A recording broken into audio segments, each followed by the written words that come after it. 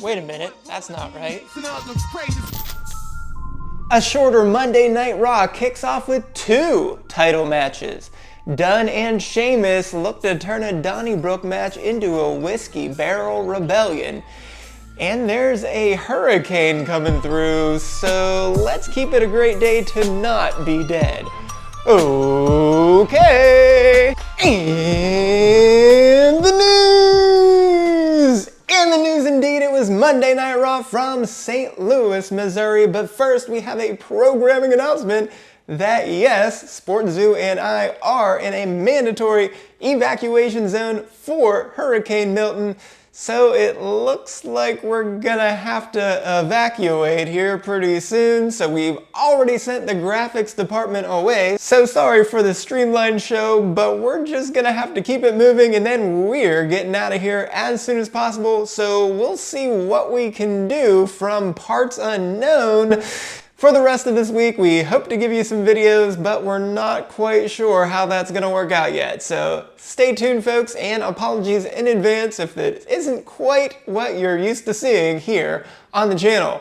But with that said, let's get to our 2 championship matches for Monday Night Raw in this new 2-hour format. And the main event was Gunther defending his World Heavyweight Championship against Sami Zayn. And Gunther was able to dominate most of this match with his normal barrage of chops and other strikes and plenty of sleeper holds on Zayn, just totally wearing him out along the way.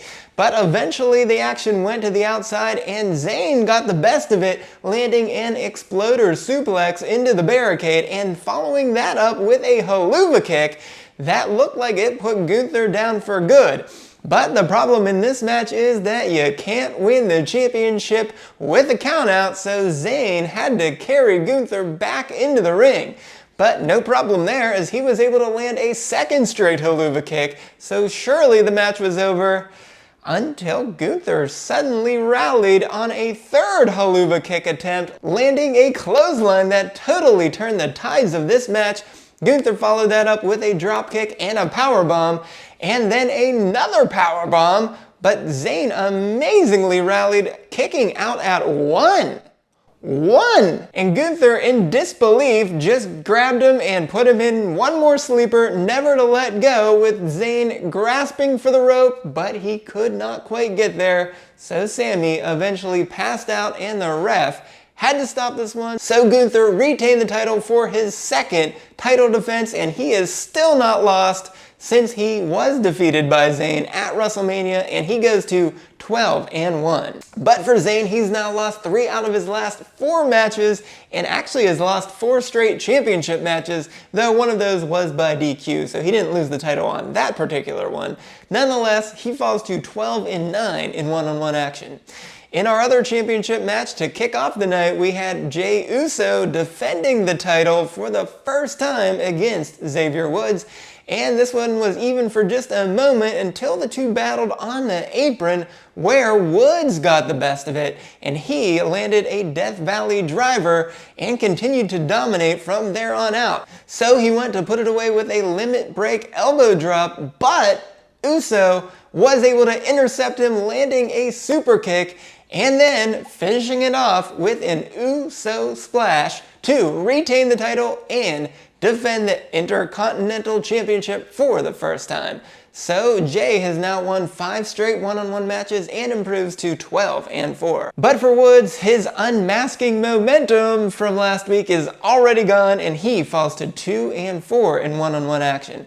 But after the match, Woods did not show good sportsmanship and he refused to shake Jey's hand. So when he and Kofi left the ring, out of nowhere came Braun Breaker to spear Jey.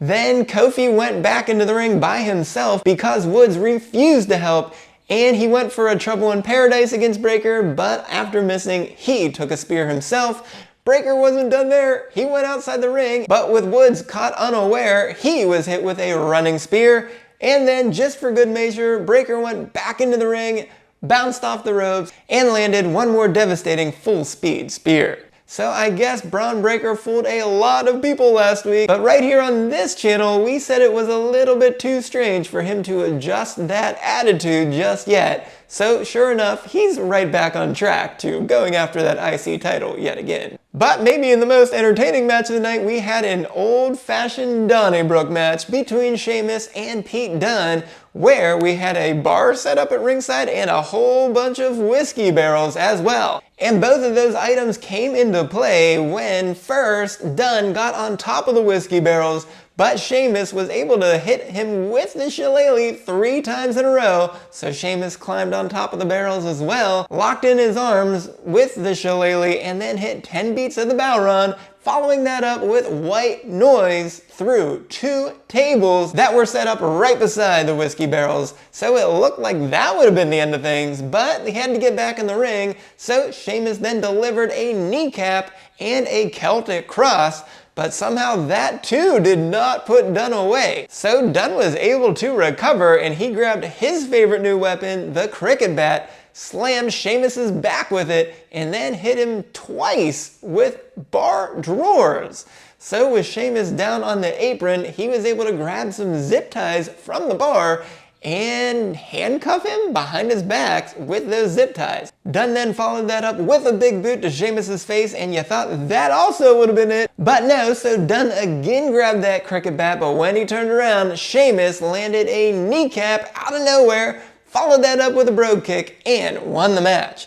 So for Sheamus, he has won 2 out of 3 against Pete Dunne and improves to 7-4 in one-on-one action. But for Dunne, he's now just 1-3 in all one-on-one matches. And lastly, we had a 10-woman tag match between the Unholy Union and Pure Fusion Collective taking on Natalya, Carter and Chance, Zelina Vega, and Lyra Valkyria.